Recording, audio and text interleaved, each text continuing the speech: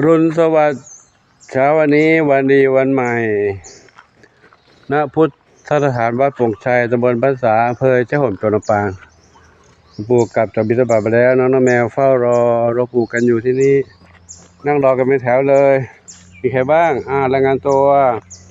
สีทองทรัพย์ทวีแพนด้าหนวด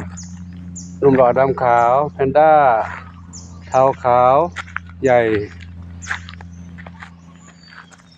มีใครจามจุลีรอหลวงปู่อยู่ตรงนี้เนาะชุดนี้เขาอยู่บ้านหลังเดิมหลังเก่าปู่เข้าไปดูข้างในก่อนเนาะอันนี้เก็บผักให้น้องกระต่ายด้วยเลยมาช้านิดนึงแวะเก็บผักที่สวนก็ไก่รอหลวงปู่แล้วลูกไก่รอกินข้าวเหมือนกันนี่เก็บผักมาให้กระต่ายมีถุงเตรียมถุงไว้ถุงเดียวแต่ผักมีเยอะเลยเอามานี่เก็บมานี่หอบมาพลุงพลังมาช้านิดนึงให้กระต่ายได้กินกันเดี๋ยวไปดูน้องเหมียวในบ้านเอาไปให้กระต่ายด้วยก็ไก่รอแป๊บนึงเลยเข้าดูเหมียวในบ้านกันนะเหมียวในบ้านเอาผักให้กระต่ายด้วยเอาบุญส่งมาแล้วบุญส่งมาแล้วเอาบุญส่งมาอันนี้อยู่นี่แล้วมันได้ปะเดี๋ยวปู่ให้อาหารนะลูกเนอะเดี๋ยวแป๊บนึงเดี๋ยวเอานี่ไปข้างในก่อนเข้ามาในบ้านน้องเหมียวรออยู่ในบ้านกันเอามาต้อนรับเอามาต้อนรับหลวงปู่กันแล้วเหมียวเยอะๆเรียกชื่อไม่ทันแล้วเรียกชื่อไม่ทันแล้วเดี๋ยวกันนี่นี่ก่อนก็ได้นวราชจินตลาอยู่นี่นวราชจินตลาข้ามไปทางนู้นแล้วเดี๋ยวเขาเรียกชื่อเนาะปู่มานี่ก่อนน้องเล็กกินข้าวกันอยู่เล็กกินอาหารไม่กุ๊บกับอยู่นี่น้องมีสุขกับน้องดวงฤดีบุญชัยอยู่นี่นะบุญชัยทางนี้ก็น้ำเพชรกับปุ๋ยฝ้ายน้ำเพชรปุ๋ยฝ้ายรอหลวงปู่อยู่นี่นะเดี๋ยวปู่อาหารมีแล้วปู่ใครทำมาทำน้ำหกใหม่แล้วนะเดี๋ยวปู่จัดใหม่รถเลยเดี๋ยวแป๊บนึงใครอยู่บนหลังคานะเทาขาวเทาใหญ่ขาวเทากับสีลูกสีไม่ใช่สีแว่นดำเหรอสีแว่นดำอยู่นั้นโอ้ยน้อง1 อนงเนี่ย1 อนงอยู่นี่1 อนงนี่ก่อนลูกนี่ใครเนี่ยเพชรดำน้อยกินน้ำแล้วเพชรดำน้อยส้มขาวใหญ่เอาผักมาให้กระต่ายกินด้วยตากินอันนี้2 ตาอีกตาไปไหนลูกตาหนึ่งอยู่ไหนขุดหลุมขุดช่องขุดหลุมขุดอุโมงค์คลอดลูกหรือเปล่าไม่รู้กินกันอย่างจุบ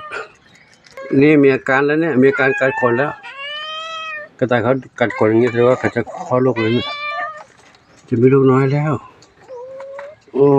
ไหนเป็นไงล่ะเป็นชาติยานเขาที่เขากัดขนดึงขนตามข้อมูลว่าเขากำลังจะคลอดลูกนี่ใช่ไหมลูกใช่ไหมกัดขนใช่ไหมลูกคลอดลูกตรงไหนดีเขาจะขุดอุโมงค์หาที่ของเขาเองเนาะโอ้โหทำเล่นกันคุกเข้าพังไปแล้วเดี๋ยวพูดจะให้ใหม่แล้วเนอะเดี๋ยวนี้ทำความสะอาดวันนี้อยู่วัดไม่ได้ไปไหนนะเดี๋ยวเราเหมียวแล้วลูกอ้อนอย่างละเหมียวเนี่ยนะสุพรรณษาอ้อนนะภาษาอ้อนจังอ้อนจังเลยล่ะอ้อนจังเลยภาษาอ้อน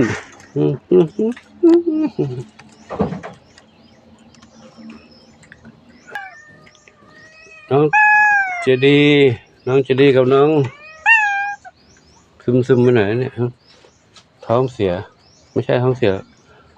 ระบบกระเพาะเป็นอะไรไม่รู้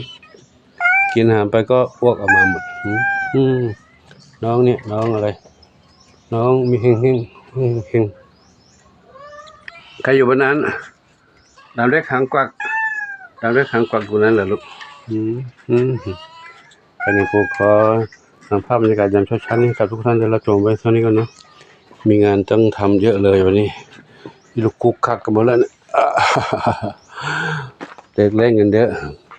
เดี๋ยวบุญได้จัดอาหารให้เขากินเนาะก็ขอโมทนาสาธุกับทุกท่านที่รับชมชีวิตการอยู่ของน้องเหมียวดีวัดพงชัย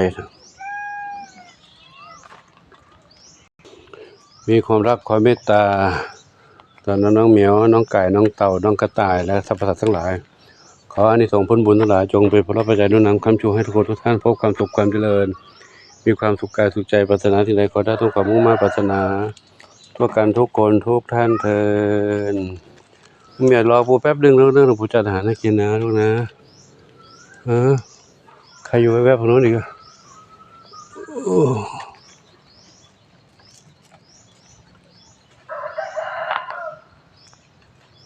ครับเดี๋ยวขอยุติไว้ที่กันนะพบกันใหม่คลิปต่อไปช่วยดีมีสุขสาธุอายุวโนสุขังพระลัง